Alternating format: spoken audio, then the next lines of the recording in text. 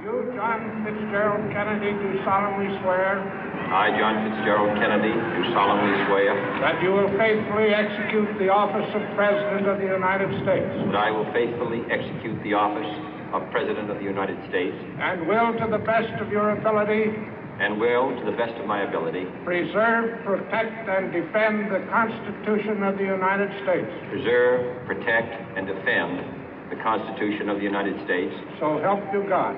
So help me God.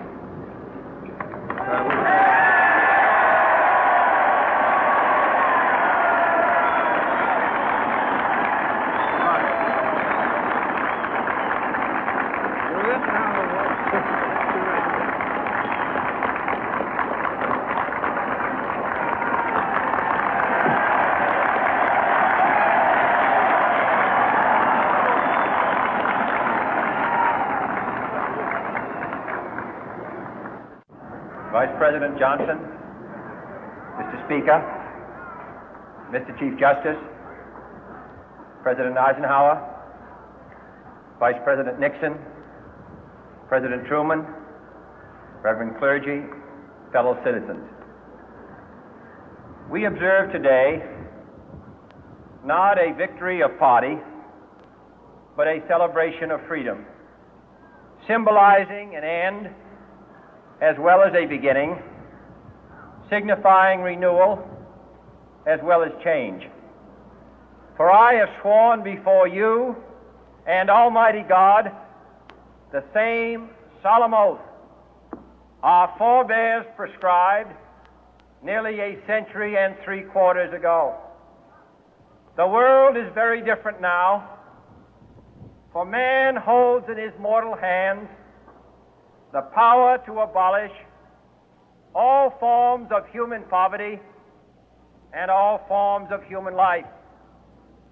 And yet the same revolutionary beliefs for which our forebears fought are still at issue around the globe. The belief that the rights of man come not from the generosity of the state, but from the hand of God.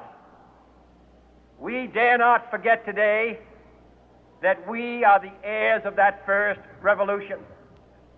Let the word go forth from this time and place to friend and foe alike that the torch has been passed to a new generation of Americans born in this century, tempered by war, disciplined by a hard and bitter peace, proud of our ancient heritage, and unwilling to witness or permit the slow undoing of those human rights to which this nation has always been committed and to which we are committed today at home and around the world.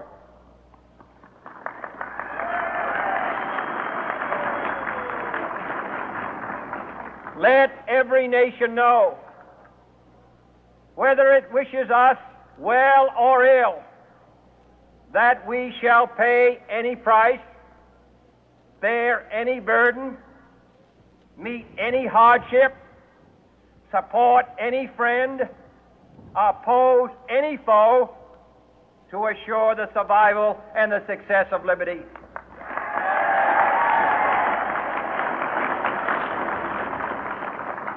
This much we pledge and more. To those old allies whose cultural and spiritual origins we share, we pledge the loyalty of faithful friends.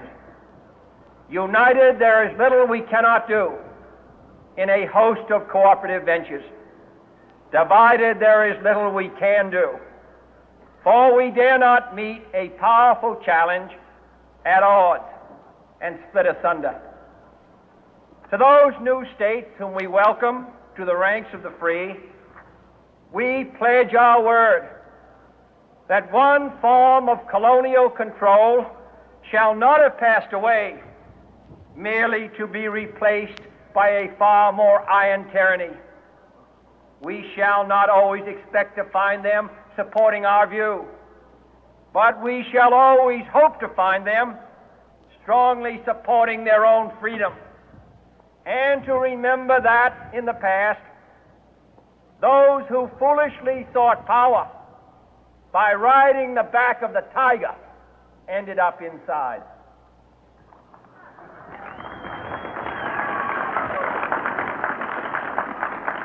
To those people in the huts and villages of half the globe struggling to break the bonds of mass misery, we pledge our best efforts to help them help themselves for whatever period is required, not because the communists may be doing it, not because we seek their votes, but because it is right. If a free society cannot help the many who are poor, it cannot save the few who are rich.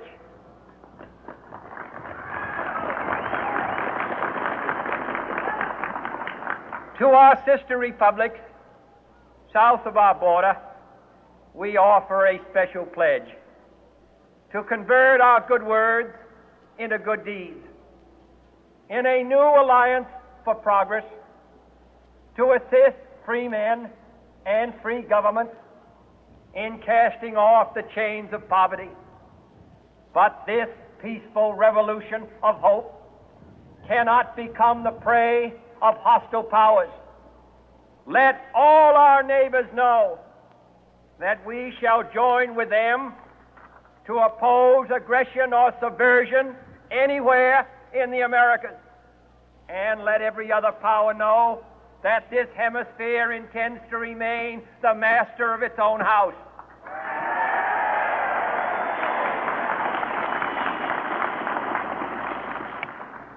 To that World Assembly of Sovereign States, the United Nations, our last best hope, in an age where the instruments of war have far outpaced the instruments of peace, we renew our pledge of support to prevent it from becoming merely a forum for invective, to strengthen its shield of the new and the weak, and to enlarge the area in which its writ may run.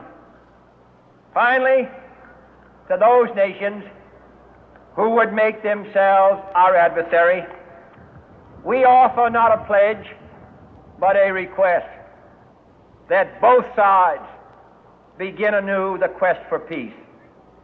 Before the dark powers of destruction, unleashed by science, engulf all humanity in planned or accidental self-destruction, we dare not tempt them with weakness, for only when our arms are sufficient beyond doubt can we be certain beyond doubt that they will never be employed.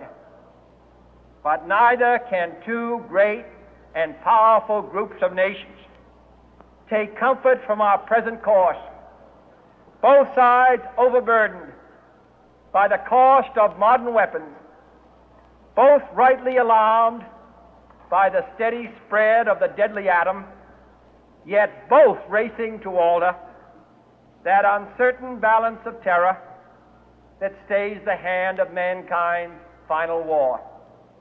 So let us begin anew, remembering on both sides that civility is not a sign of weakness, and sincerity is always subject to proof.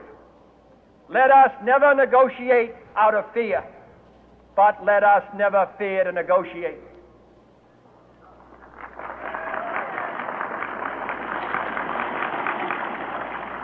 Let both sides explore what problems unite us, instead of belaboring those problems which divide us. Let both sides, for the first time, formulate serious and precise proposals for the inspection and control of arms, and bring the absolute power to destroy other nations under the absolute control of all nations.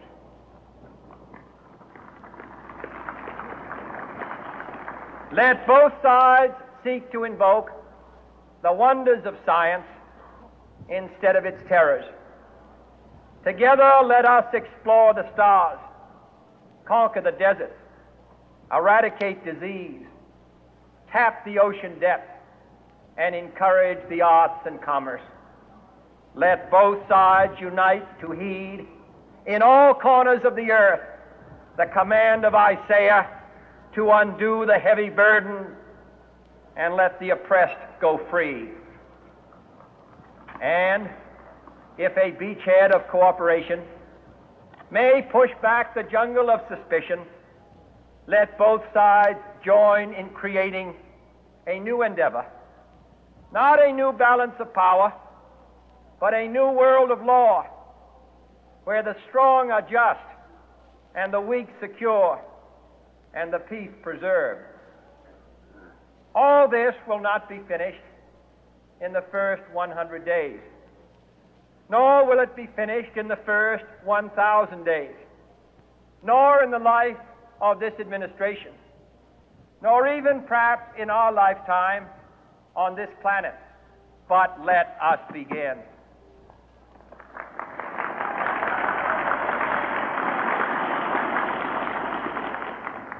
In your hands, my fellow citizens, more than mine, will rest the final success or failure of our course. Since this country was founded, each generation of Americans has been summoned to give testimony to its national loyalty. The graves of young Americans who answered the call to service surround the globe.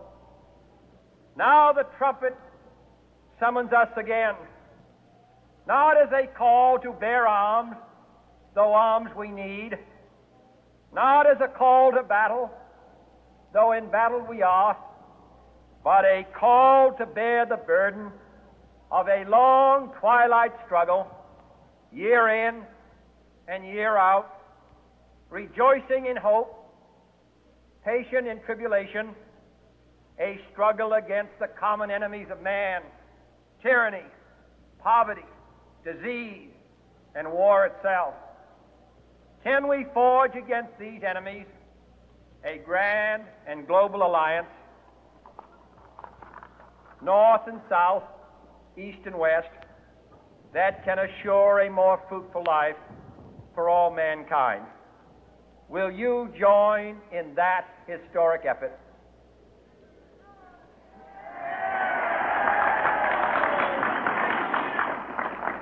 In the long history of the world, only a few generations have been granted the role of defending freedom in its hour of maximum danger. I do not shrink from this responsibility. I welcome it.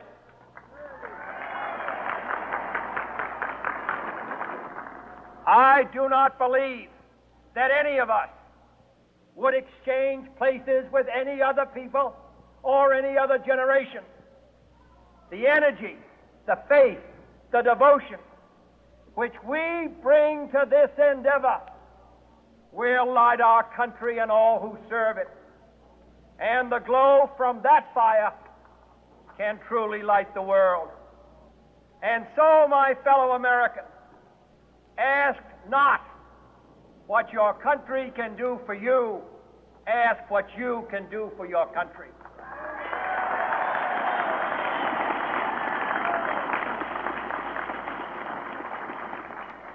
My fellow citizens of the world, ask not what America will do for you, but what together we can do for the freedom of man.